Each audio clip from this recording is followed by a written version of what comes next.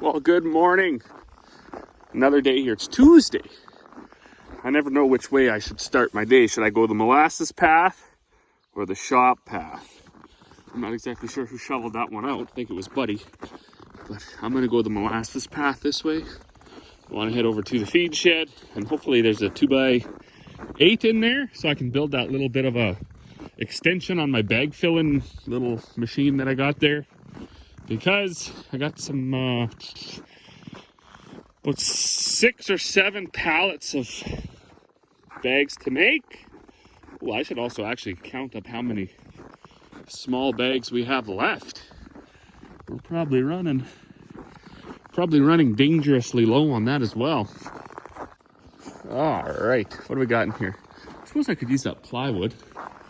That's not long enough to go all the way around it. There's a pigeon. Don't like pigeons. I suppose I could use a 2x4 or plywood. Not sure. Doesn't have to be all that strong, but it does have to. Well, what the heck are those things? Well, that's what I should use. That's what I'm going to use. And then 50-pound bags. What do we got here?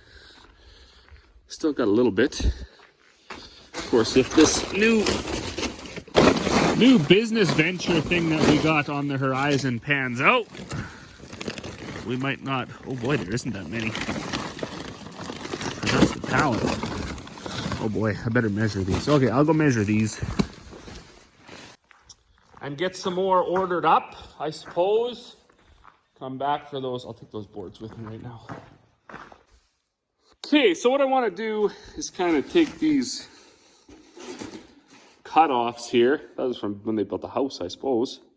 And put them so they go up and make a little bit of a foot extension on there. Doesn't need to be much. It almost holds a ton.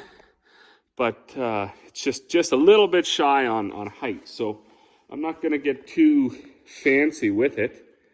I'm just going to find a couple of 2x4s to run down inside to make the corners, and then I'm just going to get some small screws, screw that to it, and see how that works for the start. If it doesn't work, of course, we'll have to go back to the drawing board. We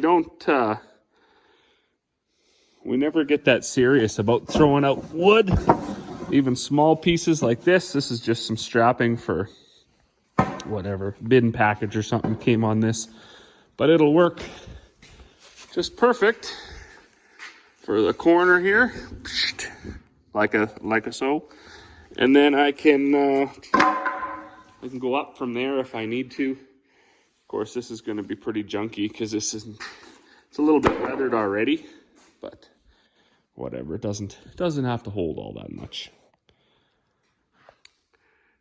Well, look at that. Task completed in like, I don't know, probably an hour anyways. I hate measuring. I hate woodworking. If I can't cut it with a chainsaw, I'm not too happy. So, but this is it. It's like 1 foot extensions. So I got sawdust in my hood.